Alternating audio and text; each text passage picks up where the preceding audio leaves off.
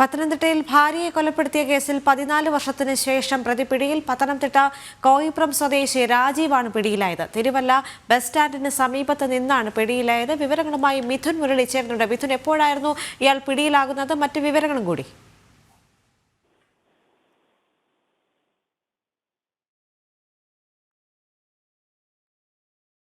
മിഥുൻ, കേൾക്കാമെങ്കിൽ തുടരാം.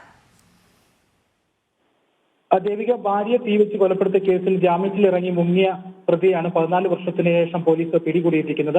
പത്തനംതിട്ട കോയിപ്രം സ്വദേശി രാജീവാണ് പോലീസിന്റെ പിടിയിലായിരിക്കുന്നത്. ഭാര്യ സിന്ധുവിനെ തീവെച്ച് കൊലപ്പെടുത്തിയ കേസിലാണ് ഇയാൾ അറസ്റ്റിലായത്. 14 വർഷം മുൻപായിരുന്നു ഈ സംഭവം. പിന്നീട് ഇയാൾ ജാമ്യത്തിലിറങ്ങി മുങ്ങുകയായിരുന്നു. പല സ്ഥലങ്ങൾ കേന്ദ്രീകരിച്ചുകൊണ്ട് ഇയാളെ കണ്ടെത്തുന്നതിനുള്ള ശ്രമങ്ങൾ പോലീസ് ഊർജിതമായിട്ട് നടത്തിയെങ്കിലും ഈ പോലീസിനെ കബളിപ്പിച്ചുകൊണ്ട് പല മേഖലകളിലായിട്ട് ഇയാൾ ജീവിക്കുകയായിരുന്നു. കഴിഞ്ഞ കാലങ്ങളിലെല്ലാം ഇത്രയും വർഷത്തിന്റെ ഇടയ്ക്ക് ഇയാളെ പിടികൂടാനാകുന്നില്ല എന്നുള്ളത് പോലീസിനെ സംബന്ധിച്ചിടത്തോളം വലിയ കാര്യമായിട്ട് നിലനിൽക്കുകയും ചെയ്തു. വിവിധ മേഖലകൾ കേന്ദ്രീകരിച്ചുകൊണ്ട് ഇയാൾ താമസിക്കാൻ സ്ഥലമുള്ള തങ്ങാനിടയുള്ള സ്ഥലങ്ങളെല്ലാം കേന്ദ്രീകരിച്ചുകൊണ്ട് പോലീസ് വിശദമായിട്ടുള്ള പരിശോധനയും അന്വേഷണവും നടത്തി വരികയായിരുന്നു. ഇതിനിടയിലാണ് ഇപ്പോൾ തിരുവല്ല റെയിൽവേ സ്റ്റേഷനിൽ വന്നിറങ്ങിയിട്ടുണ്ടെന്നുള്ള വിവരം ഇയാൾ വന്നിട്ടിറങ്ങിയിട്ടുണ്ടെന്ന വിവരം പോലീസിന് ലഭിക്കുന്നത്. തുടർന്നാണ് രഹസ്യ വിവരത്തിൽ ഇയാളെ തിരുവല്ല ബസ് സ്റ്റാൻഡിന് സമീപത്ത് നിന്നും കോയിപ്പുറം പോലീസ് പിടികൂടിയത്.